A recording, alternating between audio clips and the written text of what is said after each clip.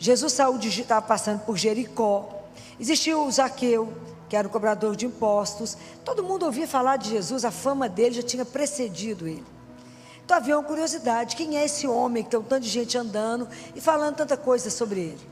Zaqueu era um homem pequeno e falou: tem um jeito de eu ver esse homem passar. Eu subo na árvore e vejo ele passar. Qual que era a intenção de Zaqueu? Era só ver Jesus passar. Ele descia e voltava para casa. Curiosidade de ver um homem. Que homem famoso é esse? Mas veio aí a surpresa de Deus. Quando é que Zaqueu podia imaginar? E aquela multidão que estava acompanhando Jesus, que Jesus ia olhar para cima. Desce, Zaqueu. Então, Jesus é o terapeuta do olhar. Preste atenção nisso. O olhar de Jesus para Zaqueu transformou a vida dele. Ele subiu como um cobrador de impostos, desceu como um homem salvo. Preste atenção. A transformação de Zaqueu aconteceu por causa do olhar de Jesus. Esse é o grande desafio da nossa vida. Não se esconder do olhar de Deus. Porque muitas vezes Deus quer nos encontrar e a gente se desvia dele.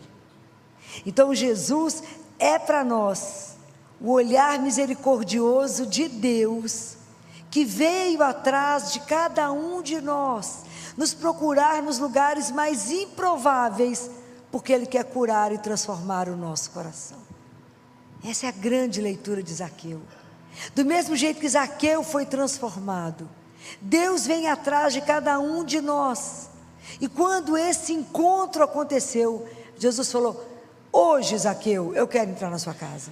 Hoje, a casa não é física, é dentro de você. Hoje, Jesus, da mesma forma, tira o nome de Zaqueu, hoje é você. Hoje Ele quer entrar na sua história. Hoje Ele quer entrar na sua vida. Então nós precisamos de pedir a Jesus a graça de permitir ser encontrado por Ele. Quando Adão e Eva tomam consciência do pecado, que eles pecaram, os olhos deles se abriram. Qual foi a primeira consciência que eles tiveram? Que eles estavam nus. Então eles colocaram folha de figueira para se tampar.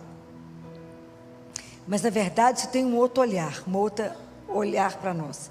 Na verdade, eles tiveram uma dificuldade de se posicionar, de estar de frente para a verdade deles, para a miséria deles, para a fraqueza, para a vulnerabilidade.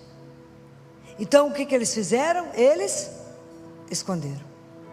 Aí Deus desce e fala: onde estás?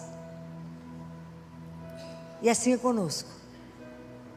Qual é a nossa grande dificuldade? É o que está na primeira leitura de hoje, de Apocalipse.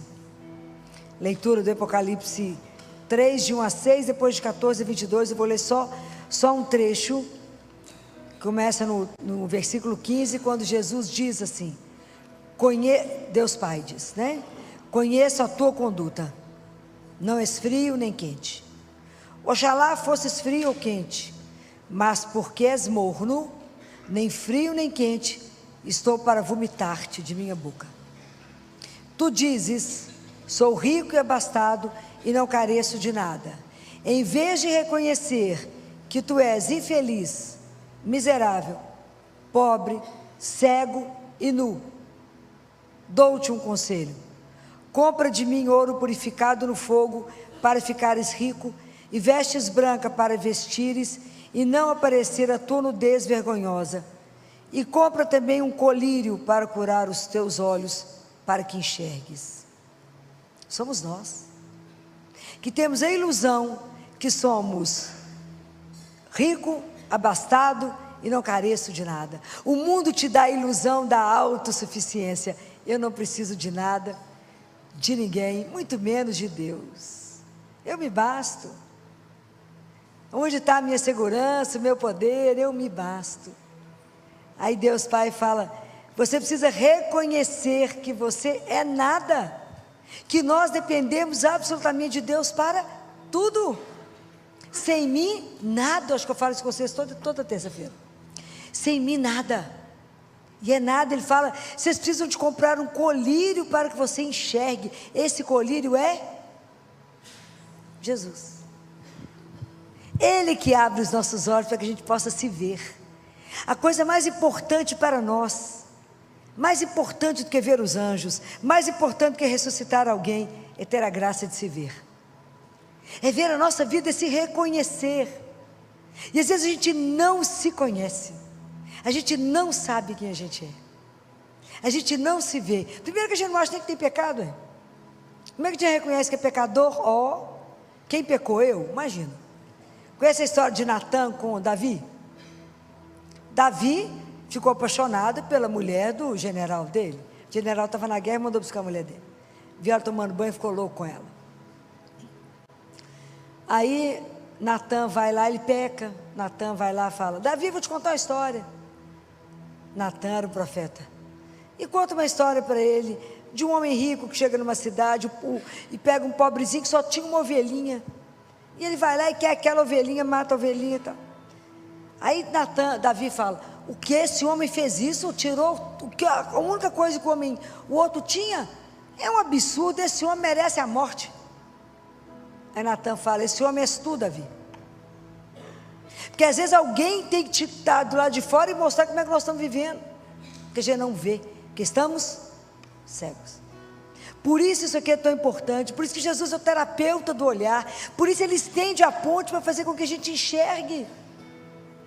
É preciso se ver, porque enquanto a gente não se encontra, enquanto eu não vejo a minha situação real que eu sou, qual é o papel de Deus na minha vida? É nenhum. Porque eu sou tão bacana, tão já poderosa, eu já sou tão perfeita que Deus tem qual papel na minha vida? Nenhum. Enquanto eu não entendo que eu sou esse pó, pobre, cego e nu.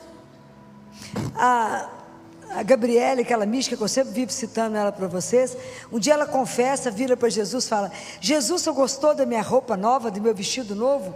A veste da graça. Jesus falou assim, horrível, você está igual a mendiga. Essa mulher para mim já era uma santa. Então, como é que a gente precisa caminhar com a nossa alma? Quando a gente precisa tomar consciência da nossa caminhada? Gente, o nosso processo de aceitação é o nosso processo de conversão. Enquanto eu não entender que eu preciso de Deus para me ver, o quanto eu preciso que Ele revele para mim que eu sou alguém amado, mas que Ele me deu a liberdade, e por causa da liberdade eu tomei os descaminhos. E nunca me preocupei com a vida espiritual. Nunca nem olhei para ela. Vou olhando de vez em quando. E aí preciso ser transformado à medida que eu tomo consciência que eu pertenço a Ele, que eu tenho uma vida por causa dEle, e que Ele tem um propósito na minha vida que é extraordinário. Mas enquanto eu não compreender isso, que espaço eu vou dar para Deus agir? Se eu me acho, igual está escrito aqui, se eu acho que eu sou rico, abastado e não careço de nada, qual o papel que Deus tem?